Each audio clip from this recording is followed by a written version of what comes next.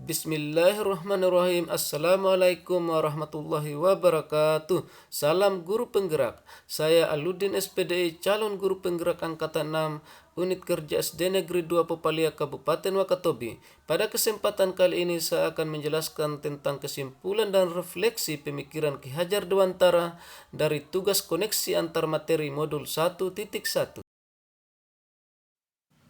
Semboyang pendidikan ing ngarso sung tulodo, ing maddia mangun karsa tuturi handayani, di depan memberi contoh atau menjadi panutan, di tengah membangun semangat atau ide, dari belakang memberikan dorongan. Pemikiran Ki Hajar Dewantara tentang pendidikan adalah kodrat keadaan yang terdiri dari kodrat alam dan zaman. Ki Hajar Dewantara menjelaskan bahwa dasar pendidikan anak berhubungan dengan kodrat alam dan kodrat zaman. Kodrat alam berkaitan dengan sifat dan bentuk lingkungan di mana anak berada, sedangkan kodrat zaman berkaitan dengan isi dan irama.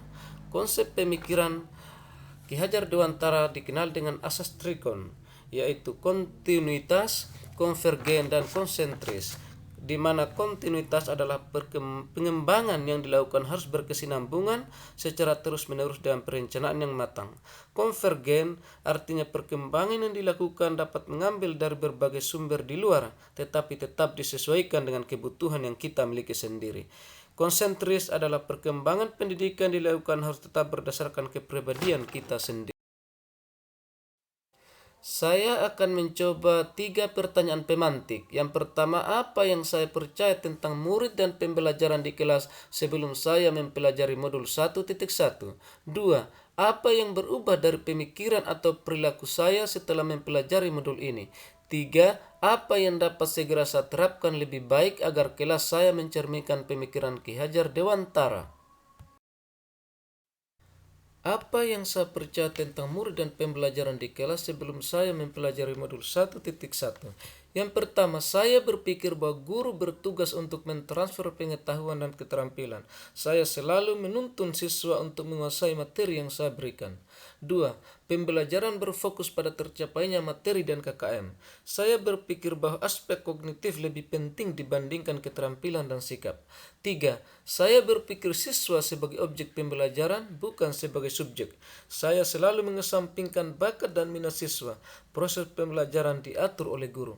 4. Saya berpikir bahwa mengajar cukup memberikan materi, tugas tanpa memikirkan pembelajaran yang memerdekakan anak. Apa yang berubah dari pemikiran atau perilaku saya setelah mempelajari modul ini? 1. Saya sebagai pendidik bukan satu-satunya sumber belajar. Memberikan kebebasan kepada peserta didik untuk mengeksplor kemampuannya baik akademik maupun non-akademik. 2. Guru harus menghamba kepada anak, siswa sebagai pemegang kendali pembelajaran.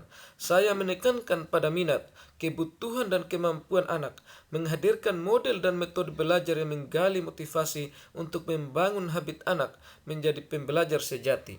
3. Menghargai karakteristik peserta didik.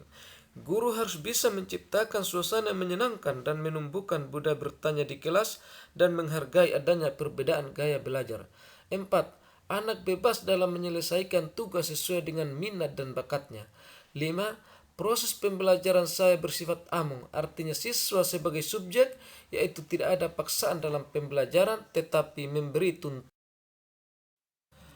Apa yang dapat segera saya terapkan lebih baik agar kelas saya mencerminkan pemikiran Ki Hajar Dewantara? 1. Menerapkan pembelajaran yang berbasis budaya daerah. Dalam pembelajaran berbasis budaya adalah pengakuan bahwa budaya merupakan bagian mendasar dari pendidikan, ekspresi, pertukaran ide dan pengembangan pengetahuan. 2. Guru menjadi teladan, pemberi semangat serta pemberi dorongan. Kepribadian yang mantap dari guru akan memberikan keteladanan baik terhadap siswa dan masyarakat, sehingga guru akan tampil sebagai sosok yang patuh digugu dan ditiru. 3. Pembelajaran yang mengutamakan karakter siswa. Pendidikan karakter di sekolah sangat diperlukan, walaupun dasar dari pendidikan karakter adalah dalam keluarga. 4. Pembelajaran sesuai dengan kodrat alam dan zaman.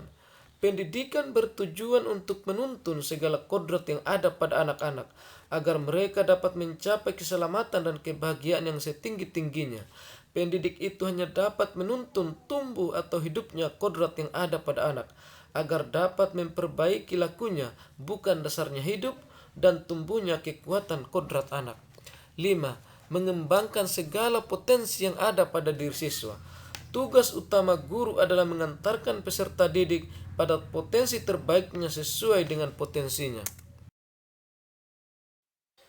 Yang menjadi kesimpulan dari tugas koneksi antar materi adalah pendidikan diartikan sebagai tuntunan dalam hidup tumbuhnya anak-anak, menuntun segala kodrat yang ada pada anak-anak agar mereka dapat mencapai keselamatan dan kebahagiaan yang setinggi-tingginya, baik sebagai manusia maupun sebagai anggota masyarakat. Sekian dan terima kasih. Salam guru penggerak. Billahi taufiq wal hidayah. Wassalamualaikum warahmatullahi wabarakatuh.